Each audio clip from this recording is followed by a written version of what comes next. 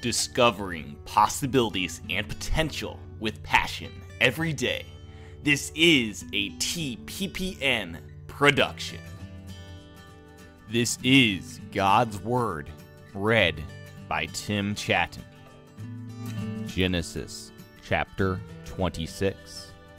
A severe famine now struck the land, as had happened before in Abraham's time. So Isaac moved to Gerar, where Abimelech, king of the Philistines, lived.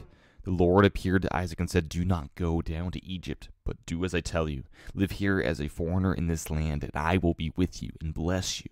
I hereby confirm that I will give you all these lands to you and your descendants, just as I solemnly promised Abraham, your father. I will cause your descendants to become as numerous as the stars of the sky, and I will give them all these lands. And through your descendants, all the nations of the earth will be blessed. I will do this because Abraham listened to me and obeyed all of my requirements, commands, decrees, and instructions." So Isaac stayed in Gerar.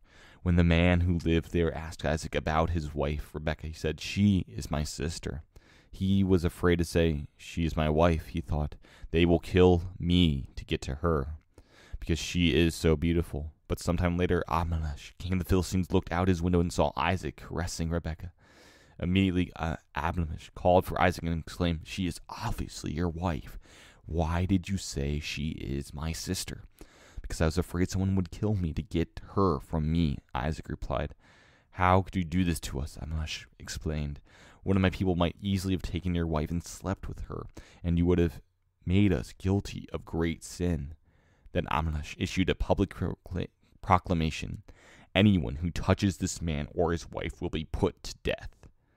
When Isaac planted his crops that year, he harvested 100 times more grain than he planted, for the Lord blessed him.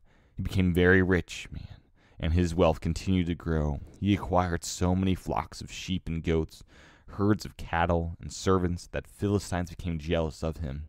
So the Philistines filled up all of Isaac's well with dirt. These were the wells that had been dug by the servants of his father Abraham. Finally, Abimelech ordered Isaac to leave the country. "Go somewhere else," he said, "for you have become too powerful for us." So Isaac moved away to the Gerar valley, where he set up their tents and settled down. He reopened the wells his father had dug, which the Philistines had filled in after Abraham's death. Isaac also restored the names of Abraham had given him. Isaac's servants also dug in the Gerar valley and discovered a well of fresh water. But then the shepherds from Gerar came and claimed the spring. "This is our water," they said, and they argued over it with Isaac's herdmen.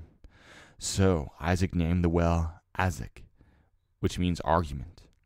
Isaac's men then dug another well, but again there was a dispute over it.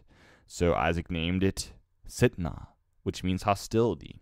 Abandoning that one, Isaac moved on and dug another well. This time there was no dispute over it, so Isaac named the place Rehoboth, which means open space, for he said, "At last the Lord has created enough space for us to prosper in this land."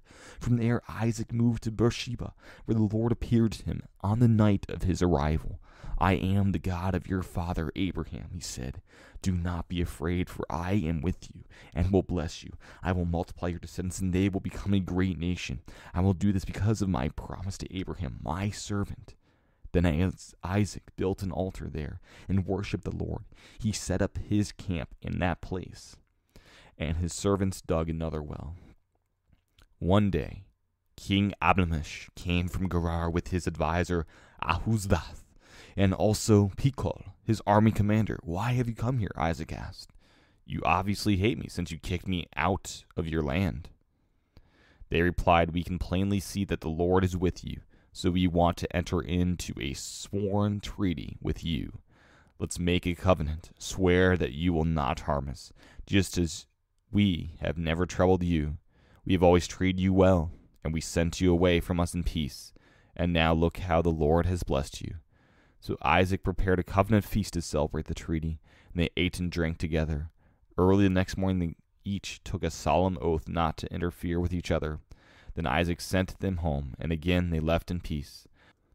That very day, Isaac's servants came and told him about a new well they had dug. "We found water," they explained. So Isaac named the well Sheba, which means oath, and to this day the town that grew up there is called Beersheba, which means well of oath. At the age of 40, Esau married 2 Hittite wives, Judith, the daughter of Beri, and Basemath, the daughter of Elon. But Esau's wives made life miserable for Isaac and Rebekah. If you would like to leave feedback, you can do that by going and emailing me at thepossibilitiesnetwork@gmail.com. More information about this podcast and other podcasts can be found at tppn.tv.